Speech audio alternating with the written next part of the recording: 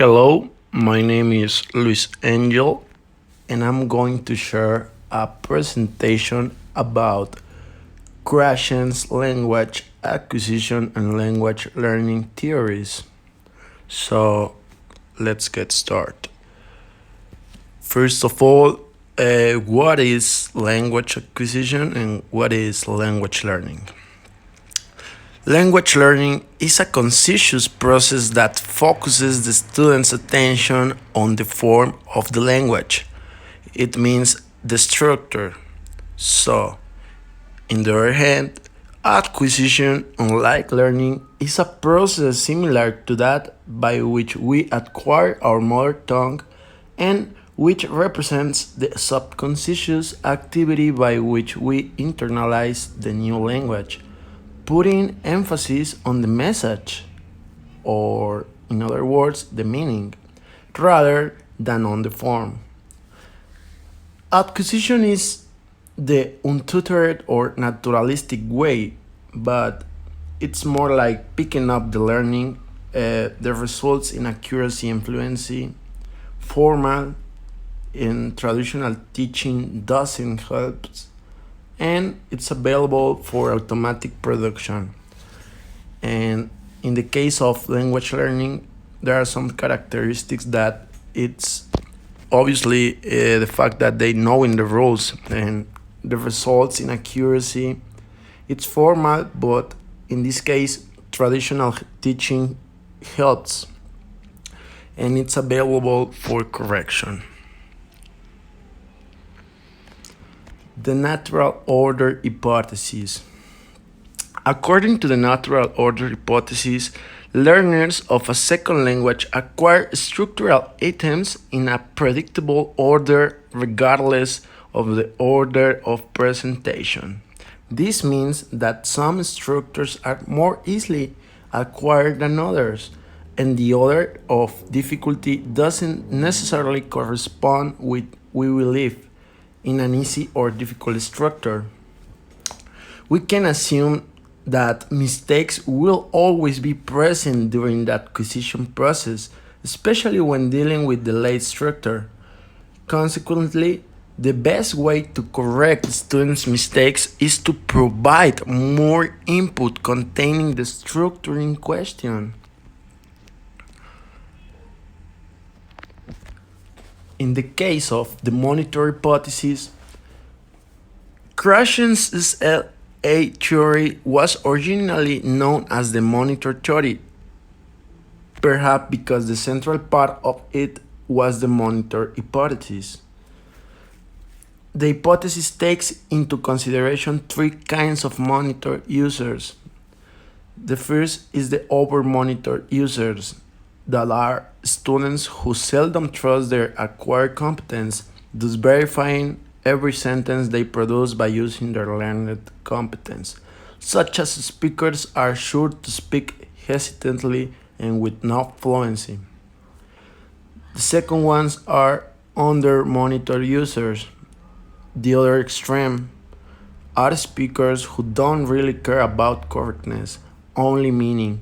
These speakers are usually very talkative, even in their own mother tongue, and although they make more mistakes than over monitor users, they will also convey more meaning.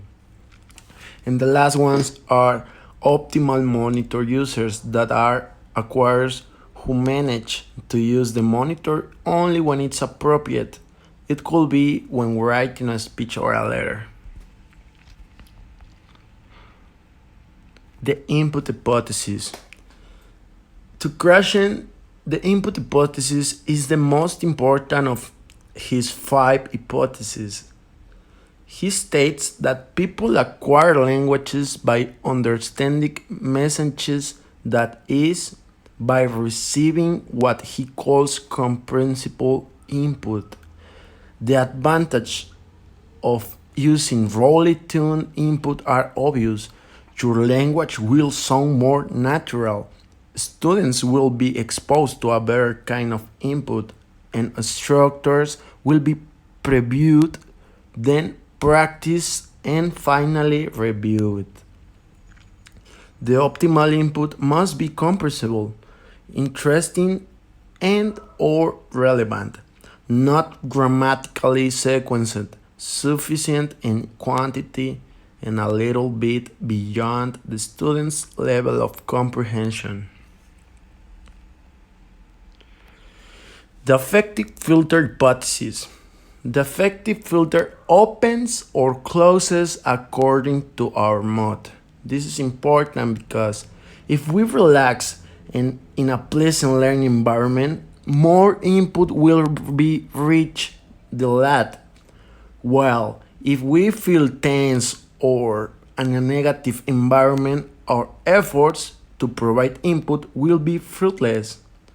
That is why it is important to provide an appropriate acquisition environment in the classroom, eliminating anxiety and encouraging students so they feel they can really acquire the language. One way to doing this is to allow the silent period to take place. And what is the silent period? Krashen states that from input to production, there is a period when students do not produce any original statements. This he calls the silent period. Students seem to need the silent period to internalize the information properly.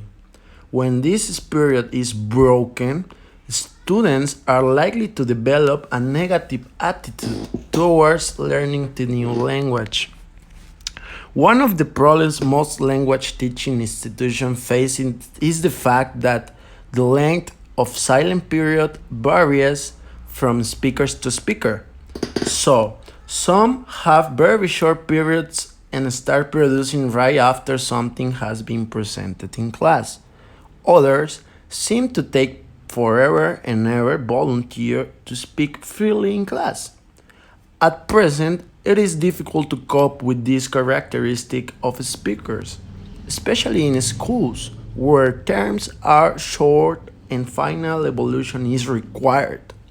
In the future, the evaluation system should be modified to give long silent period acquires the opportunity to codify all the new input presented in each class. This is the important to the silent period. Well, my conclusion is that Krashen provides us with an overview of various theories about the teaching and learning of English, but in my opinion, they are very useful as a teacher to base ourselves on them and adapt them to our way of teaching and according to the situation because we need to obtain the best results. So, teaching and improves over time and thus can be further complemented with these theories. It all depends on how the teacher adapts. So, thank you very much for your attention, and this is the end. Thank you.